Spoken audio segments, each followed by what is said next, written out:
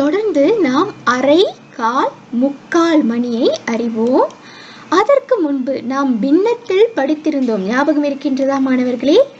அரை, கால், முக்கால். அரை என்பது 2இல் ஒரு பாகம், கால் என்பது 4இல் ஒரு பாகம், முக்கால் என்பது 4இல் 3 பாகம். இதனை நீங்கள் நன்கு தெரிந்திருப்பீர்கள் என்று ஆசிரியர் நம்புகின்றேன்.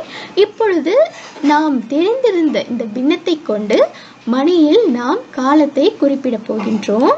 பாருங்கள் மாணவர்களே, இப்பொழுது 12இலிருந்து 6 வரை நீங்கள் பார்த்தால் அது 2இல் ஒரு பாகம், அதாவது அரை மணி என்று குறிப்பிடப்படும்.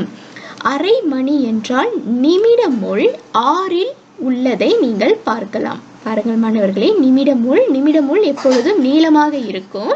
அந்த நீளமான முள் 6இல் இருக்கின்றது, எனவே அரை மணி.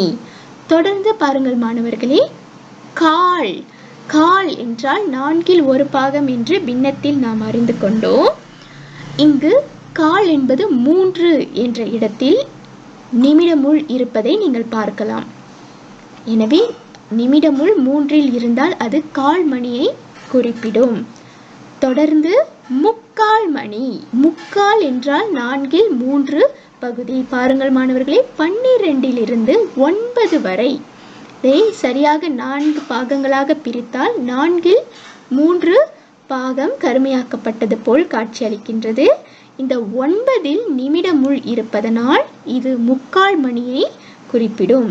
இதனை அடிப்படையாக கொண்டு நாம் பற்சக்கர கடிகாரத்தில் உள்ள மணியை குறிப்பிட போகின்றோம். வாருங்கள், அடுத்த பற்சக்கர கடிகாரத்தை பார்ப்போம்.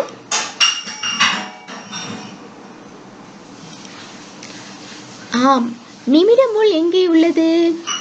6 என்ற இடத்தில் இருக்கின்றது. 6 என்ற இடத்தில் நிமிடமுள் இருந்தால் அது அரை மணியை குறிக்கும். இப்பொழுது பாருங்கள் மாணவர்களே, மணிமுள் எங்கு உள்ளது? மணிமுள் குட்டையான முள், மணிமுள் 8ஐ கடந்து இருக்கின்றது. எனவே மணி 8:30. மணி 8:30. தொடர்ந்து அடுத்த பற்சக்கர கடிகாரத்தை பாருங்கள். நிமிடமுள் 3இல் இருக்கின்றது. நிமிடமுள் 3இல் இருக்கின்றது. 3இல் இருந்தால் கால் மணியை குறிப்பிடும். இப்பொழுது மணிமுள்ளை பார்ப்போம். மணிமுள் 5ஐ கடந்து சென்றிருக்கின்றது. எனவே மணி 5:15. மணி 5:15. தொடர்ந்து மாணவர்களே பாருங்கள், நிமிடமுள் 9இல் இருக்கின்றது. நிமிடமுள் 9இல் இருந்தால் அது முக்கால் மணியை குறிப்பிடும் அல்லவா? இப்பொழுது மணிமுள் எங்கிருக்கின்றது என்று பாருங்கள். 2ற்கும் 3ற்கும் நடுவில் இருக்கின்றது. 3ஐ கடக்கவில்லை, எனவே 3 என்று குறிப்பிடக்கூடாது.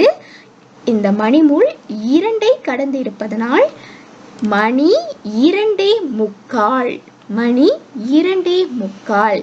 மாணவர்களே, இந்த அரை, கால், முக்கால் மணியை நீங்கள் தெரிந்து கொண்டு பிறகு பற்சக்கர கடிகாரத்தில் இருக்கும் மணியை சரியாக குறிப்பிட ஆசிரியர் உங்களுக்கு சில பயிற்சிகளை வழங்க உள்ளேன். இந்த பயிற்சிகளை நீங்கள் செய்து புலனத்தில் பகிர வேண்டும்.